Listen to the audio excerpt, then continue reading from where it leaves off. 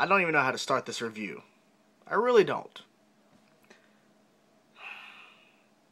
When I heard Megadeth was coming out with their 14th studio album release entitled Super Collider, it got my hopes up just by the name of the title of the album. And then we hear the title track, Super Collider. That song ruined my hopes for this album. And then we heard Kingmaker just a little bit ago. About 2 weeks, maybe. And it got my hopes back up. Not to what they were originally, but pretty close. It was a good song. Kingmaker had some good elements in it. But now we get to the album.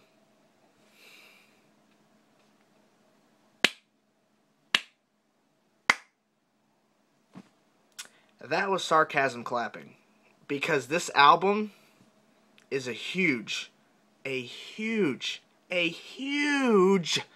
disappointment. It's a complete letdown. This album had the potential to be better than 13, which in my opinion is an okay album. It's not that great. I really didn't think that Megadeth, or Dave Mustaine in this case, could sink lower than 13.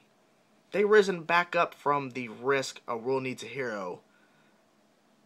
They rose back up to what Megadeth was, and now we get to Super Collider, where it's like a downward slope from 13 to now this. It's like they're going down. I'm scared. I thought this album would be rejuvenating what Megadeth was. 13 was more of a stumble, but now we have the 14th album, and it just seems like it's not there. The elements of making a good album for Megadeth isn't there anymore.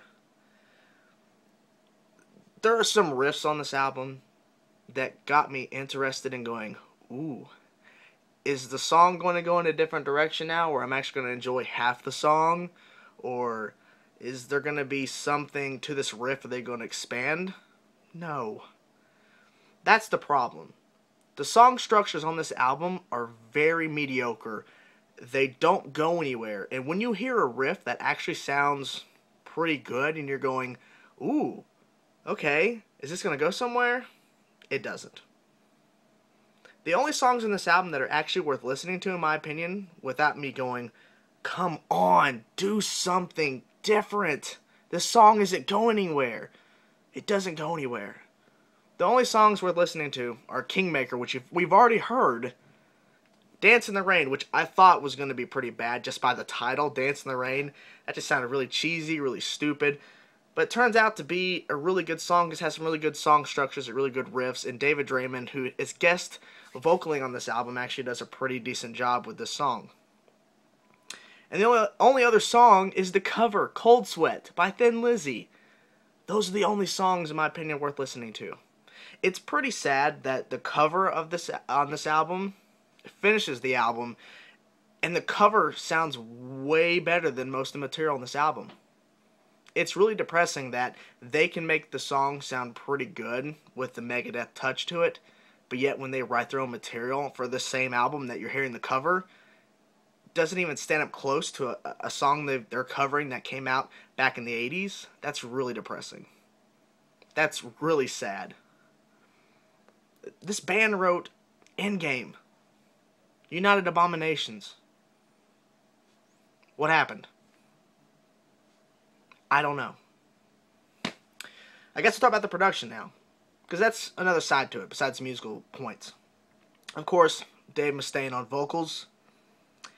I think his vocals are pretty good on this album. His voice sounds pretty good for what it is. As y'all know, that they did down-tune, detune their guitars and bass lower for Dave Mustaine's vocals to keep up, because he's not able to sing high anymore. Not what he used to, at least. And I think his voice does pretty well. But some of the lyrics on this album, some of the songs lyrically, I don't understand. I don't get it.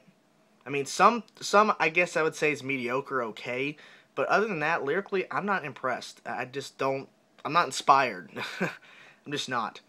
Let's go to the guitar playing. Chris Broderick, and Dave Mustaine. Rhythm-wise, the rhythm guitar tone they picked on this album sounds pretty good, but musically, no. I mean, you can get the tone sound perfect, but if you don't have the music to back up that tone, it's a no-go. And for me, most of this album's a no-go. I mean, just the tone sounded pretty good to me, but musically, the riffs just wasn't all there. I mean, they had some riffs in those, 2 songs I mentioned that are original songs, but it doesn't make up for this whole album being a huge letdown.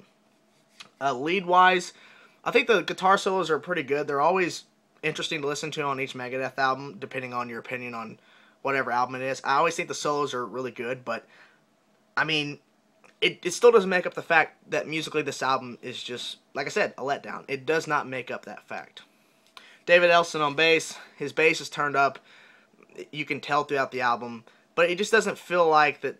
He didn't have a lot of moments to shine on this album. It was mostly just, let's just write a bunch of riffs, and Dave, you just stay back there. David, you just stay over there. That's what it felt like to me. I mean, he did have some moments where you can clearly hear what he's playing, but other than that, he doesn't really have any moments on this album where he's shining to the point where we go, David, go. It doesn't happen on this album. And that's another disappointment, because each album that he's on, he's always had moments where he's able to stand out and stuff like that. I mean, he has like, 2, 3, maybe not even 3, but it wasn't the same. Shawn Drover on drums, I think was okay. It wasn't the best that he could do. Obviously, he could have did it a lot better, even with the music that he's been given to, the riffs and all that, but it just sounds like some of the songs he does better than on the other songs, but all in all, he could have did a better drum performance on this album. But it is what it is. It's an okay drums. I mean, that's really all you can say. It's okay. It's not great. It's not terrible, but he could have did way better. The drum sound, I think it's good, but if you don't have the drumming to back up that sound that they got on this album, it doesn't matter. You can have the greatest sound from this album. If you think that this is the greatest production of Megadeth, I think this is the best sound of Megadeth on this album, it doesn't matter if the music that is coming from it is bad. It doesn't change the fact. It doesn't. So for me, this album is just I